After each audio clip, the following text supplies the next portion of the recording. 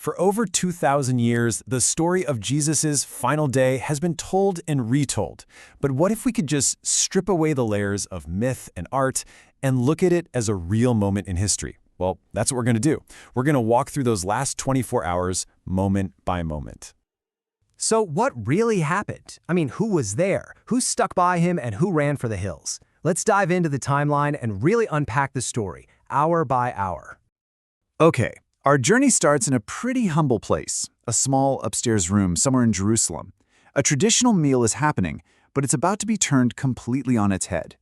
So try to picture it. It's 6 o'clock in the evening. The disciples are all gathered around this simple table. You've got bread, bitter herbs, roasted lamb. It's a classic Passover meal. It feels like a moment of real fellowship, but Jesus is about to completely shatter the calm. Can you imagine? The mood just snaps from celebration to this tense, confusing mystery when he says, "One of you will betray me." And then, as he breaks the bread and shares the cup of wine, he tells them this meal, it now means something new. He says, "This is my body, this is my blood, and it's given for you." And here's our roadmap for this whole thing. We're starting at 6 p.m. with the supper, and we're going to follow the clock right through the arrest at midnight, the trials at dawn, the crucifixion, his death, and finally the burial, a full 24 hours later. With the meal over, Jesus leads his disciples out through the dark city streets, and they're headed toward what will become the real turning point of the entire night. As they're walking toward the Mount of Olives, he stops and drops another bombshell on them. And of course, Peter, always impulsive, he immediately insists, "No way, I would never abandon you." But Jesus knows exactly what these next few hours are going to bring out in all of them. Then, in the Garden of Gethsemane, he just falls to his knees. The weight of what's about to happen is so unbelievably heavy that Scripture says his sweat was like drops of blood falling to the ground. That's the prayer he prays. And his disciples, they're so exhausted and confused, they just fall asleep a few feet away. And then you see the flickering of torches in the dark. A group of soldiers shows up, and wouldn't you know it, Judas is leading them. And in this one moment, a kiss, a symbol of friendship and brotherhood, is twisted into the ultimate sign of betrayal. His fate is sealed. So Jesus is arrested. He's dragged through the night not to one trial, but to two. A whole series of chaotic back-to-back hearings that were really just designed to find a reason to condemn him. His so-called judgment happens on two different fronts. First, he's in front of the Sanhedrin, which is the Jewish high court. The charge there is religious, blasphemy. But then he's sent to the Roman governor, Pilate, and the charge becomes political, insurrection. Just look at how the charges, the questions, and even the verdicts are completely different. When the high priest finally corners him and demands to know if he is the Messiah, the Son of God, this is his answer. Two simple words. Now, to us that might not sound like a big deal, but in that culture, saying "I am" was a direct claim to the divine name of God. For them, that was it, the ultimate blasphemy. He's condemned right there on the spot. And at the very same time, just outside in the courtyard, Peter's big promise from earlier just completely falls apart.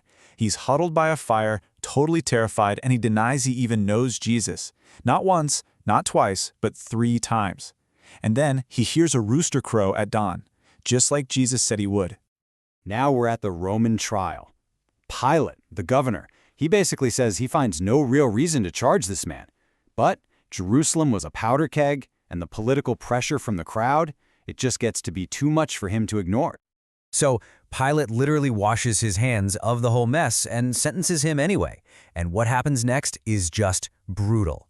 Roman soldiers scourge him, which was a whipping designed to cause massive blood loss and shock.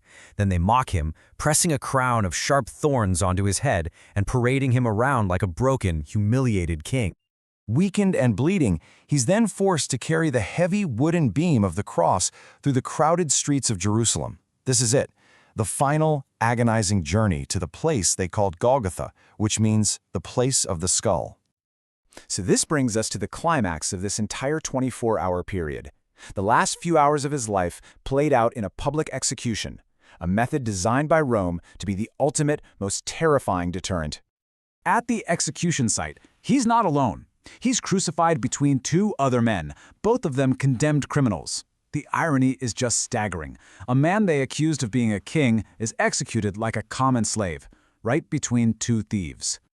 It's now 9 in the morning. Soldiers drive these huge nails through his hands and feet, and the cross is lifted up into the air for everyone to see.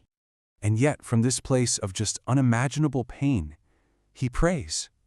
But not for himself. He prays for his executioners. Father, forgive them. I mean, even in total agony, his focus is still on forgiveness. 6 long hours pass.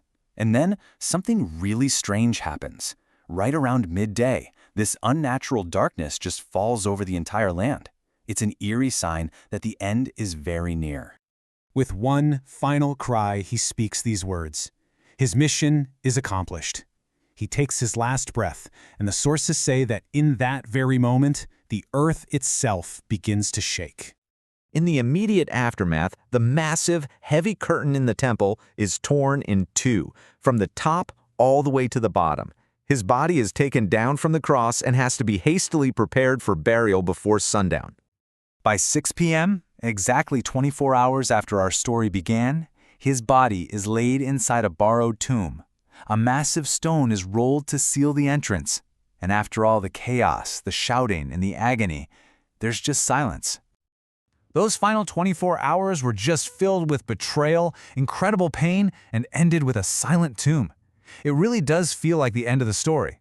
But that leaves us with one last big question. If this was the end of a life, what was it the beginning of?